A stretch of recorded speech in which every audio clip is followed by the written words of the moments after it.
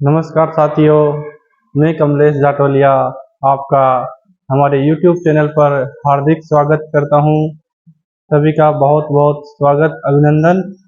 आज हम जो साथियों लेके आए हैं आपके साथ सामने, पढ़ेगा राजस्थान बढ़ेगा राजस्थान, जो कक्षा आज हम कक्षा 10 के लिए जो बोर्ड परीक्षा की जो एग्जाम आने वाली है, उसमें सुधार के लिए या उसमें उन्नयन के लिए कुछ हम प्रश्न आंसर या क्वेश्चन आंसर देखने वाले हैं, ताकि बच्चों को आगामी बोर्ड एग्जाम्स के लिए आसानी रहे। कक्षा 10 के जो अभी वर्तमान में पुस्तक चल रही है सामाजिक विज्ञान की, उसके क्वेश्चन आंसर हम देखने वाले हैं यहाँ, जो कि एनसीईआरटी की ही है। तो जो साथी एनसीईआरटी पढ़ना चाहते हैं, क्योंकि आगामी सभी प्रतियोगी परीक्षाओं के लिए भी ये बहुत इंपॉर्टेंट हो गई है, कक्षा 6 से लेकर कक्षा 12 तक की एनसीईआरटी पुस्तकें।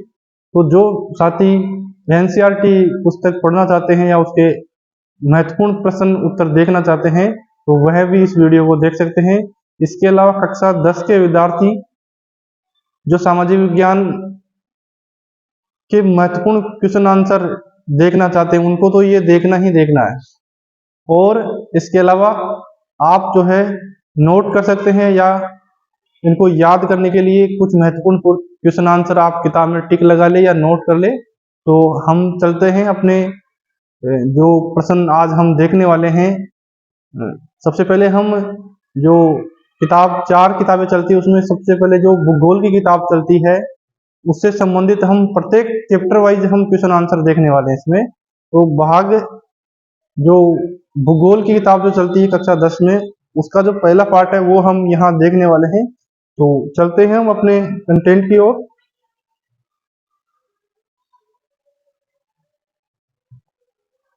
यहाँ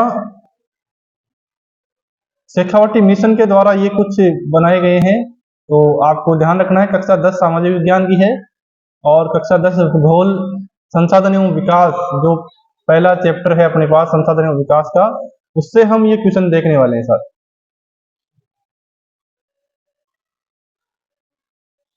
तो पार्ट 1 जो है यहाँ 4 अंक का बता रखा है। तो अब हम पहला प्रश्न देखते हैं इसमें।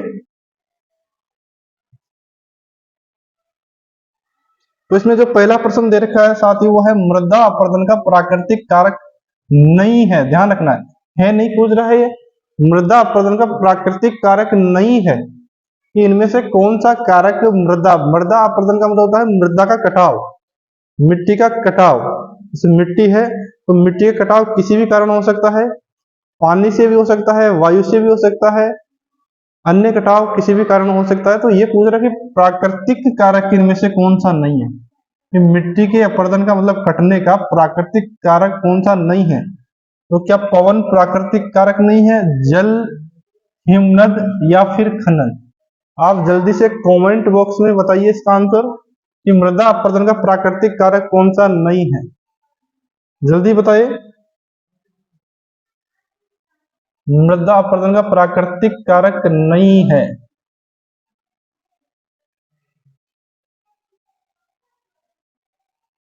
मृदा अपरदन का प्राकृतिक कारण कमेंट बॉक्स में बताइए। चलो हम अभी इसका आंसर देखते हैं। पवन, ये मृदा अपरदन का प्राकृतिक कारक है, क्योंकि पवन के द्वारा भी मिट्टी का अपरदन या कटाव होता है। जैसे कि राजस्थान में देखिए, तो राजस्थान में जो मृदा अपरदन ज्यादा देखते हैं वो पवन के द्वारा ही होता है। कि बालू का स्तूप जो देखते हैं, बरखान है, अनुप्रस्थ है, अनुदेद्रे है, तारा है, तारा बालू का स्तूप है, पेराबोलिक, ये सब बालू का स्तूपों के प्रकार है। तो इसका मतलब है पवन जब चलती है तो मिट्टी को एक स्थान से दूसरे स्थान स्थानांतरित कर देती है, इसको हम अपरदन कहते हैं। तो पवन द्वारा अपरदन होता है, ये तो प्राकृतिक अपरदन है। जल के द्वारा जो अपरदन होता है, मतलब जो नदियां जब बहती है तो वह भी अपने साथ क्या करती है कि मिट्टी को कटा के एक स्थान से दूसरे स्थान स्थानांतरित कर देती है, तो मिट्टी का कटाव वह भी करती है। जैसे कि राजस्थान में चंबल नदी जो है मिट्टी के कटाव के लिए या उत्खात भूमि के लिए जानी जाती है। तो जल के द्वारा भी अपरदन जो होता है ये भी प्राकृतिक है। हिमनद हिमनद के द्वारा भी जो अपरदन होता है ये भी प्राकृतिक है। खनन खनन के द्वारा जो अपरदन होता है ये प्राकृतिक नहीं है, ये मानवीय है। क्योंकि मानव ही खनन करता है, तो इसका मतलब हमारा आंसर क्या हो जाएगा? खनन। राइट आंसर अपना इस क्वेश्चन का आंसर हो जाएगा खनन।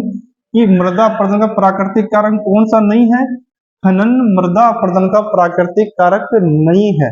बाकी के तीन, हिमनद से मृदा अपरदन होता है, प्राकृतिक कारक है। पवन से होता है, जल से होता है। ध्यान रखना, पवन राजस्थान में सबसे ज्यादा मृदा अपरदन इसी से होता है। राजस्थान में सबसे ज्यादा जो मृदा का अपरदन होता है वह इसी से होता है, पवन के द्वारा। काफी बार पूछा गया एग्जाम की। बताइए कि राजस्थान में सबसे ज्यादा मिट्टी का अपरदन या मिट्टी का कटाव सबसे ज्यादा किससे होता है? मृदा अपरदन। खास करके पश्चिमी राजस्थान में ये ज्यादा होता है। अब हम अगले क्वेश्चन पे चलते हैं, जिन्होंने सही आंसर दिया है देख ले अपना, इसका राइट आंसर खनन। अब हम अगला क्वेश्चन देखते हैं। हमारा अगला क्वेश्चन है नवीकरणीय संसाधन नहीं है।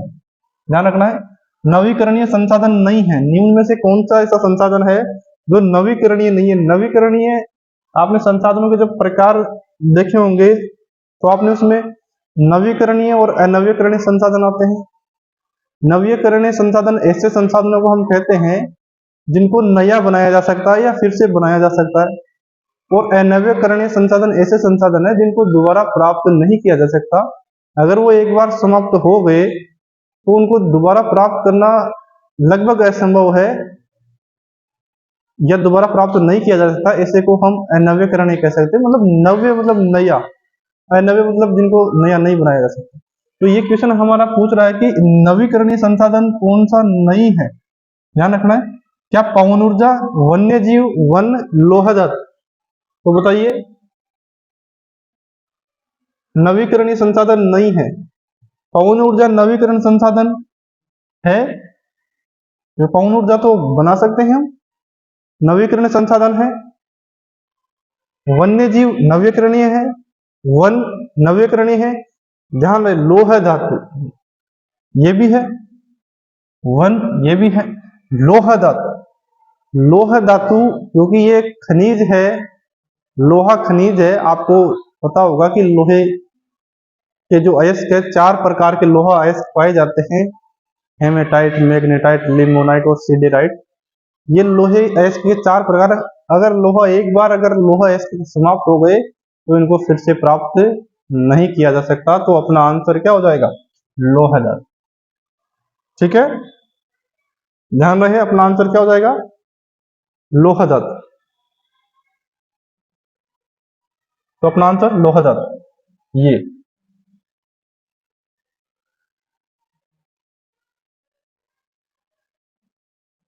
क्योंकि वन नवीकरणीय संसाधन है, फिर से हो सकते हैं दोबारा एक बार समाप्त होने के बाद।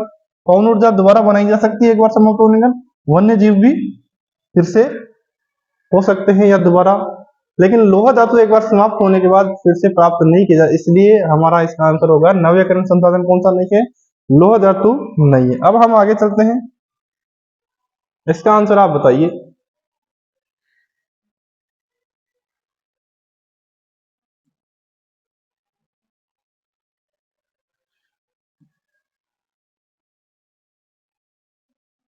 इसका आंसर आप बताइए सर। तीसरे,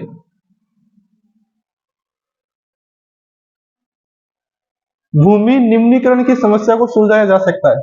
तो इनमें से कौन सा कारण है जहां भूमि निम्नीकरण की जो समस्या है उसको सुलझाया? भूमि निम्नीकरण का मतलब होता है भूमि की जो उर्वर क्षमता है वो घट जाती है या कम हो जाती है, और ये प्रक्रिया धीरे धीरे बढ़ती जा रही है। मतलब भूमि में जो पहले जितना उत्पादन होता था वो निम्न उसका निम्नीकरण हो रहा है। तो कौन कौन से ऐसे कारण है कि भूमि निम्नीकरण है और इस समस्या को कैसे सुलझाया जा सकता है? आपके पास 4 ऑप्शन है। क्या वनारोपण के द्वारा इसको सुलझाया जा सकता है? क्या रेतीले टीलों पर कांटेदार झाड़ियां लगाकर इस समस्या को सुलझाया जा सकता है?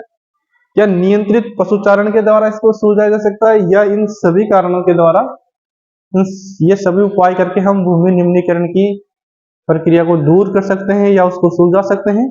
तो आप बताइए कमेंट बॉक्स में इसका आंसर क्या होगा? ए, बी, सी, डी।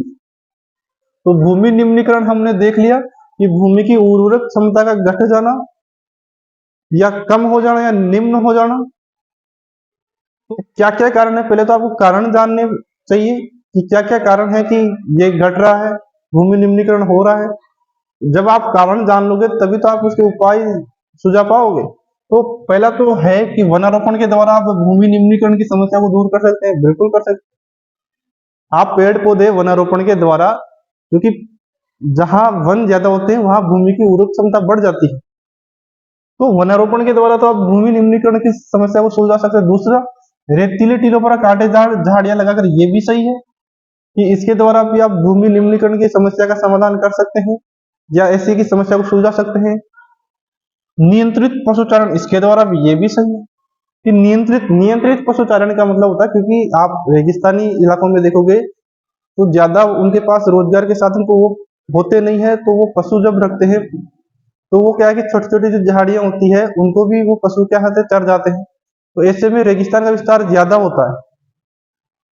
तो जब अनियंत्रित पशुचारण होता है तो पशु क्या होता है, छोटी छोटी झाड़ियां पेड़ पौधों को जब समाप्त कर देते तो वहां भूमि की उर्वरक क्षमता घट जाती है।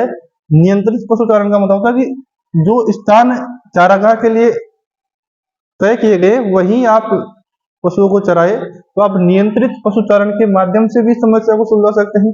तो अपना आंसर हो जाएगा उपयुक्त सभी।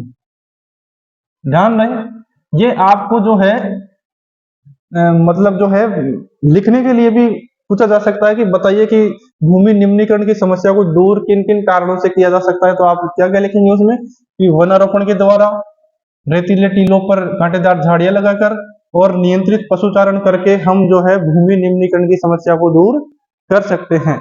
ठीक है साथियों, अब हम तो इसका आंसर हमारे पास क्या हो जाएगा, इन सभी कारणों से हम भूमि निम्नीकरण की समस्या को सुलझा सकते हैं। ठीक, आगे हम चलते हैं। अब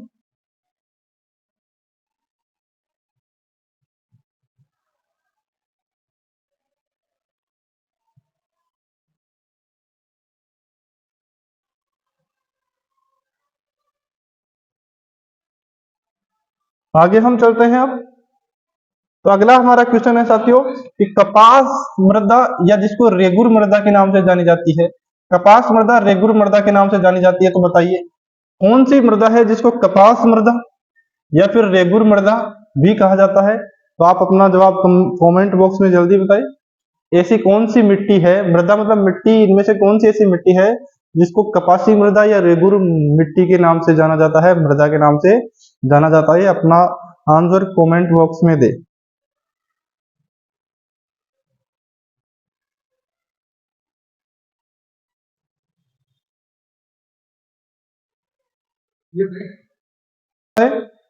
तो कपासी मृदा या रेगुर मृदा के नाम से क्या लाल पीली मिट्टी जानी जाती है, या लेटेराइट मृदा जानी जाती है, या काली मिट्टी? तो ध्यान रहे साथियों, कपासी मृदा या रेगुर मृदा के नाम से काली मिट्टी को जाना जाता है। तो हमारा आंसर हो जाएगा काली मिट्टी। इसी को हम कपासी मृदा बोलते हैं और इसी को हम रेगुर मिट्टी भी बोलते हैं या रेगुर मृदा, कपासी मृदा। क्योंकि ये जो काली मिट्टी होती है वो कपास की खेती के लिए उचित होती है, क्योंकि नमी सोखने की क्षमता इसमें ज्यादा होती है और जल धारण करने की क्षमता भी इसमें ज्यादा होती है। तो इसमें कपास की खेती अच्छी होती है, इसलिए इसको कपासी मृदा बोलते हैं। और इसमें आप देखोगे तो ये पठारी क्षेत्र जो होता है उसके आसपास के क्षेत्रों में ये मृदा मुख्य रूप से पाई जाती है, क्योंकि इसका जो निर्माण होता है पठारी भूमि से ही हुआ है या पठारों से ही हुआ है। पठारी भूमि से इसका क्या हुआ है, निर्माण हुआ है, या पठारों से इसका निर्माण हुआ है। तो इसीलिए इसमें कपास की खेती और मक्के की खेती अच्छी होती है। राजस्थान में देखें तो ये दक्षिणी पूर्वी जो हाड़ौती का पठारी क्षेत्र है, जो कोटा बूंदी बारा झालावाड़ वाला क्षेत्र है, वहां ऐसी मृदा पाई जाती है और इसमें मुख्य रूप से कपास और मक्के की खेती होती है। तो अपना राइट आंसर हो जाएगा कपासी मृदा या रेगुर मृदा के नाम से काली मिट्टी को जाना जाता है। ठीक है, और पठारी या पठार से इसका निर्माण हुआ है। लाल पीली मिट्टी, जैसा नाम से लग रहा है कि इसमें कुछ कण लाल मिट्टी, लाल और पीले प्रकार की ये थोड़ा दिखाई देती है, इसलिए लेटेराइट मृदा, ये वनों के आसपास भूमि पाई जाती है, लेटेराइट थोड़ी लाल होती है ये भी। अब हम अगला क्वेश्चन देखते हैं अपना। तो अब हमारा आंसर हो जाएगा कपासी या रेगुर मृदा काली मिट्टी को कहा जाता है। अब हम अगले क्वेश्चन पे चलते हैं।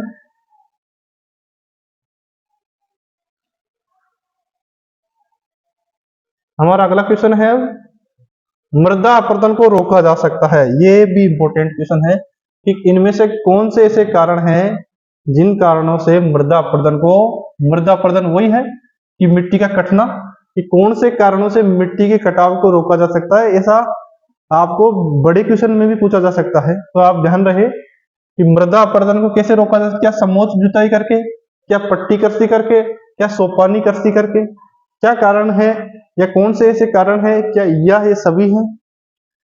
क्या इन सभी कारणों से मृदा अपरदन को हम रोक सकते हैं या इनमें से कोई एक कारण है? तो आप बताइए।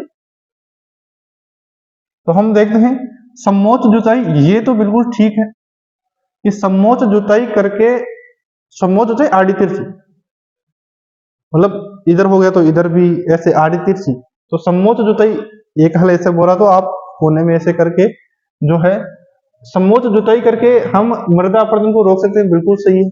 पट्टी कृषि करके, ये भी बिल्कुल ठीक है अपना, पट्टी कृषि करके भी आप मृदा अपरदन को रोक सकते हैं। सोपानी, सीढ़ी नुमा, इसको सोपानी या सीढ़ी नुमा भी बोलते हैं। सोपानी या सीढ़ी नुमा कृषि करके भी आप क्या कर सकते हैं, मृदा अपरदन को रोक सकते हैं। तो अपना आंसर हो जाएगा उपयुक्त सभी। उपयुक्त सभी कारणों से हम मृदा अपरदन को क्या कर सकते हैं, रोक सकते हैं या नियंत्रित कर सकते हैं। ठीक है, समोच्च जुताई, पट्टी कृषि, सोपानी कृषि, सभी। अब हम अगले क्वेश्चन पे चलते हैं कि वे संसाधन जो किसी प्रदेश में विद्यमान होते हैं परंतु उपयोग नहीं, अपना प्रश्न है कि उपयोग में नहीं किया गया हो कहलाते हैं। कि ऐसे संसाधन जो किसी प्रदेश में विद्यमान तो होते हैं परंतु उपयोग में नहीं किए गए हैं, ऐसे संसाधनों को क्या कहते हैं? तो ये बताइए। पहले तो आपको संसाधन की परिभाषा ध्यान होनी चाहिए।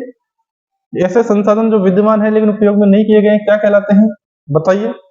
क्या विकसित संसाधन है, क्या संचित संसाधन है, क्या संभावी संसाधन है, या फिर भंडारित संसाधन है? बताइए। संसाधन की परिभाषा कि ऐसे पदार्थ जो किसी न किसी रूप में मनुष्य के लिए उपयोगी है या काम में आते हैं, आ रहे हैं, वह संसाधन कहलाते हैं। जो कि मनुष्य के उपयोग के लिए क्षमता रखते हैं कि उसके उपयोगी हो, जैसे पेट्रोल है, डीजल है, कोयला है, ये जितने भी संसाधन मनुष्य के काम आते हैं सभी के साथ। जैसे पेन में काम में ले रहा हूँ तो ये भी क्या है, संसाधन है। ये बोर्ड है, संसाधन है। कैमरा है, संसाधन है। जितने भी आप काम में ले रहे हैं चीजें, सभी के सभी क्या है, संसाधन। तो ये संसाधन की परिभाषा हो गई। तो आपको बताना कि जैसे मान लो किसी प्रदेश में विद्यमान तो है, मतलब है, जैसे राजस्थान में कोई संसाधन है, कोई खनिज है तो सही, लेकिन हम उसका उपयोग नहीं कर रहे हैं, तो वो क्या है, बताइए। विकसित संसाधन है कि क्या है? तो अपना आंसर हो जाएगा साथियों,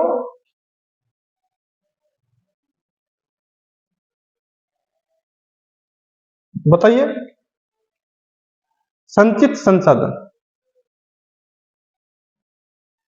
अपना आंसर क्या हो जाएगा, जल्दी कमेंट बॉक्स में बताइए। इसका आंसर बताइए साथियों। इसका आंसर अपना हो जाएगा संभावी संसाधन। ध्यान रहे, इसका आंसर हो जाएगा कि जैसे मान लो विद्यमान है लेकिन हम उसका उपयोग नहीं ले रहे हैं, संभावना है हम उसका उपयोग कर सकते हैं क्योंकि हमारे पास है तो सही। संभावित है, संभावना है, हम उसका उपयोग कभी भी कर सकते हैं, ये तो हमारे पास संभावित। विकसित संसाधन ऐसे संसाधन होते हैं जिसको हम काम में ले रहे हैं, हमारे पास है और जिसको हम उपयोग कर रहे हैं। संचित है जिसका हमारे पास है, संसाधन तो है हमारे पास, मतलब उसका एक तरह से भंडार है, वो भंडारित तो संसाधन। भंडारित मतलब जिसके पास, जिसका हमारे पास भंडार है, जिन संसाधनों का हमारे पास भंडार है, भंडारित संसाधन होंगे। और जिनका हमारे पास इकट्ठे हैं या है, वो संचित संसाधन हो जाते हैं। तो संभावित संसाधन विद्यमान होते हैं परंतु उपयोग नहीं किया गया है उसका, ऐसे संसाधनों को हम संभावित। अब हम देखते हैं अगला क्वेश्चन, हम चलते हैं।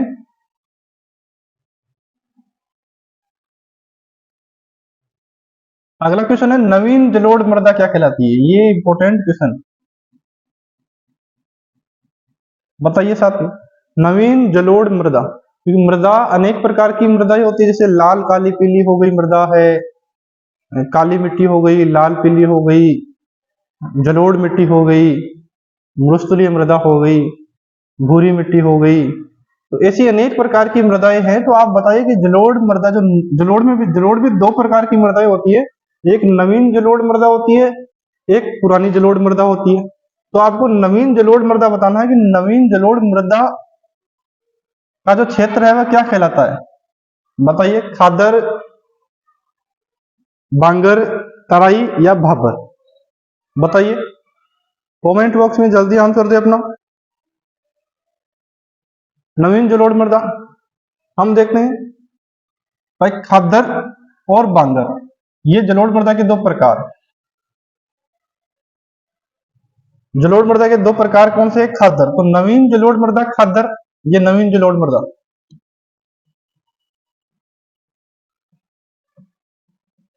ये तो नवीन जलोढ़ मृदा हो गई, और ये पुरानी जलोढ़ मृदा बांगर। ध्यान रहे, ये पुरानी जलोढ़ मृदा। तो अपना आंसर क्या हो जाएगा? खादर।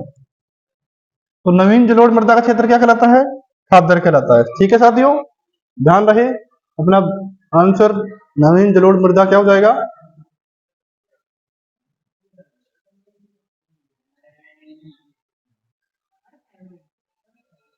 खादर।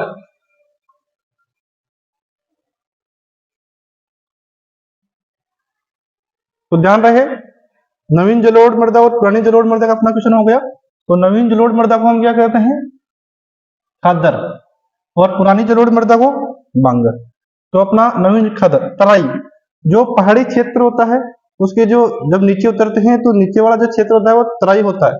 और ये भाबर भी पहाड़ी क्षेत्रों में पाई जाती है, ये स्थलाकृति, जहां से जब पहाड़ों से आप नीचे उतरते हो तो जो मोटे मोटे कंकर वहां जमा हो जाते हैं, पहाड़ों से जब नदियां कुछ निकलती है तो भाबर प्रदेश हो जाते हैं वो। और ये तराई पहाड़ों के जो नीचे वाले जो स्थान है वो तराई है। तो ये अपने क्वेश्चन का आंसर नवीन जलोढ़ मृदा खादर, ठीक है, और पुरानी जलोढ़ मृदा बांगर। अब हमारा अगला क्वेश्चन है, सतत पोषणीय विकास के लिए पृथ्वी सम्मेलन किया गया था। बताइए, ये पृथ्वी सम्मेलन का आयोजन कहाँ किया गया था? सतत पोषणीय विकास के लिए पृथ्वी सम्मेलन कहाँ आयोजित किया गया था? सभी साथी इसका आंसर दे कमेंट बॉक्स में। ये सतत पोषणीय विकास के लिए पृथ्वी सम्मेलन का आयोजन कहाँ के? क्या वाशिंगटन, नई दिल्ली, रियो डी जेनेरिया या पेरिस? बताइए साथियों, सतत पोषणीय विकास के लिए पृथ्वी सम्मेलन आयोजित कब किया गया? बताइए। अपने इस प्रश्न का आंसर हो जाएगा रियो डी जेनेरिया। तो पृथ्वी सम्मेलन का आयोजन, ध्यान रहे, 1992 में, ये प्रथम पृथ्वी सम्मेलन भी बोलते हैं हम इसको। तो पृथ्वी सम्मेलन का आयोजन कहाँ किया गया? Rio de Janeiro. और ये रियो डी जेनेरिया कहाँ है? ध्यान रहे, ब्राजील का एक शहर है। तो ब्राजील के शहर रियो डी जेनेरिया में 1992 में कौन से सम्मेलन का आयोजन किया गया? पृथ्वी सम्मेलन का। ध्यान रहे, सतत पोषणीय विकास। सतत पोषणीय विकास मतलब ऐसा विकास जो भावी पीढ़ियों के विकास को ध्यान में रखते हुए किया जाता है, ऐसे विकास को हम सतत पोषणीय विकास कहते हैं। कि जो आगामी पीढ़ियां है, आने वाली पीढ़ियां, उनके विकास को ध्यान में रखकर हम अपना विकास कर रहे हैं, तो ऐसा विकास सतत पोषणीय विकास कहलाएगा। और इसी को ध्यान में रखते हुए पूरे विश्व के देशों ने मिलकर 1992 में ब्राजील का एक शहर है रियो डी जेनेरिया, वहां पे एक सम्मेलन का आयोजन किया गया जिसको हम पृथ्वी सम्मेलन के नाम से जानते हैं। तो रियो डी जेनेरिया में ये पहला है, उसके बाद सेकंड भी होगा। तो इस प्रश्न का आंसर हमारा हो जाएगा रियो डी जेनेरिया। अब हम अगले देखते हैं। अगले जो हमारे पास क्वेश्चन है, कुछ रिक्त स्थान है जिनको पूर्ति करनी है। तो ये तो हमने देख लिया कि पुरानी जलोढ़ मृदा को क्या कहते हैं, तो खादर या बांगर। तो पुरानी जलोढ़ मृदा को अभी हमने नवीन जलोढ़ मृदा इससे पहले देखी थी, तो नवीन जलोढ़ मृदा तो खादर है, ये तो नवीन जलोढ़ मृदा है। और पुरानी जलोढ़ मृदा, ये पुरानी जलोढ़ मृदा।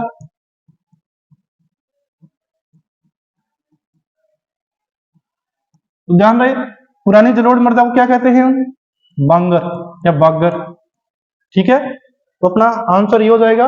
अगला क्वेश्चन है, भारत में राष्ट्रीय वन नीति, ध्यान रहे भारत में जो राष्ट्रीय वन नीति बनी थी 1952 में, तो इसमें कुछ लक्ष्य रखे गए थे कि कितने प्रतिशत भूभाग पे वन होने चाहिए। तो आपको बताना है क्या 25% या फिर 33%। तो वन नीति, राष्ट्रीय वन नीति कब बनी भारत में? 1952 में। उसके अनुसार कितने प्रतिशत भाग पर वन होने चाहिए? क्या 25% या 33%? कमेंट बॉक्स में बताइए। तो इसका आंसर हमारे पास हो जाएगा 33% भूभाग पे इस नीति के अनुसार क्या होने चाहिए? वन होने चाहिए। तो ध्यान रहे, भारत में राष्ट्रीय वन नीति के अनुसार 33% भाग पे क्या होने चाहिए? वन होने चाहिए। अब हम अगले चलते हैं, कपास की खेती के लिए ये हमने देख लिया था कि इसको जो है काली मिट्टी, ये हमने अभी देखा था, इसको कपासी मृदा भी बोलते हैं। तो ध्यान रहे, कपास की खेती के लिए कौन सी मृदा? काली मृदा उपयुक्त रहती है, ध्यान रहे। और मक्के की खेती के लिए भी ये मृदा उपयुक्त रहती है।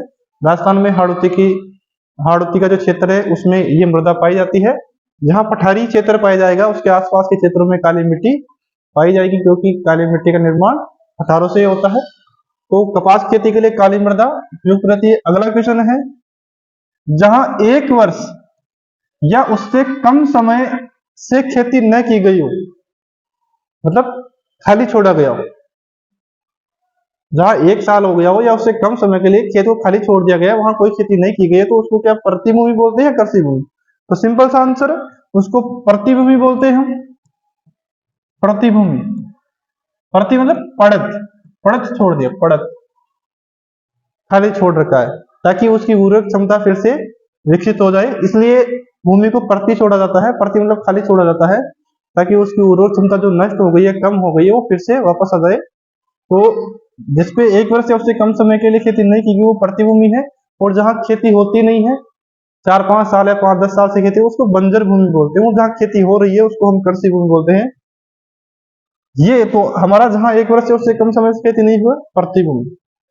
अगला क्वेश्चन है, मृदा की ऊपरी परत जल के साथ बह जाती है। ध्यान है, कौन सी परत? मृदा की या मिट्टी की ऊपरी परत अगर जल के साथ बह रही है तो उसको हम कौन सा अपरदन कहेंगे? क्या चादर अपरदन कहेंगे या फिर अवनालिका अपरदन कहेंगे? बताइए। मृदा की ऊपरी परत जल के साथ बह जाती है तो उसको कौन सा अपरदन कहते हैं? जैसे मिट्टी है, सिर्फ ऊपरी परत बह गई है पानी के साथ या किसी के साथ, उसको कौन सा अपरदन? अपरदन मतलब कटना, भूमि का कटाव, मिट्टी का कटाव। तो ध्यान रहे, इसको हम कहेंगे चादर अपरदन। चादर मतलब ऊपर की, ऊपरी परत का ही अपरदन हुआ है। चादर मतलब ऊपरी परत। तो ध्यान रहे, ऊपरी परत जल के साथ बह गई है, ये तो हो गया जल अपरदन। तो जल अपरदन में अगर ऊपरी परत बही है जल के साथ तो उसको हम चादर अपरदन कहेंगे। और अगर जल ने उसको गहरे काटा है, मिट्टी का गहरा कटाव किया गया है, उसको कहेंगे अवनालिका अपरदन। मतलब एक नाली के आधार पर उसको काट दिया है गहरा, इसको कहते हैं गहरा अपरदन। ये गहरा अपरदन, ध्यान रहे। जैसे कि चंबल नदी, राजस्थान में देखे तो चंबल नदी जो करती है वो गहरा, ध्यान रहे, चादर अपरदन मतलब मिट्टी का ऊपरी अपरदन। और अगर मिट्टी को गहरा काटा जाता है तो उसको हम बोलते हैं अवनालिका अपरदन। तो ये क्वेश्चन हमारे हो गए इस पार्ट से। इसके बाद हमारे पास कुछ अति लघुतरात्मक प्रश्न है, तो हम एक बार फिर से देख लेते हैं। इसका देखो, पुरानी जलोढ़ मिट्टी बांगर, भारत में राष्ट्रीय वन नीति 1952, और इसके अनुसार 33% भाग पे क्या होने चाहिए? वन होने चाहिए। कपास की खेती के लिए कौन सी मिट्टी उपयुक्त रहती है? काली मिट्टी। और काली मिट्टी का और किस नाम, और कौन सा नाम है? कपासी मिट्टी या रेगुर मिट्टी। आगे देखते हैं, जहां 1 वर्ष से कोई या उससे कम समय के लिए खेती नहीं की गई है या पड़त रखा गया है तो प्रतिभूमि। और मृदा अगर ऊपरी सतह उसको जल के साथ बह रही है या बह रही है, अपरदन हो रहा है, तो उसको हम बोल रहे हैं चादर अपरदन।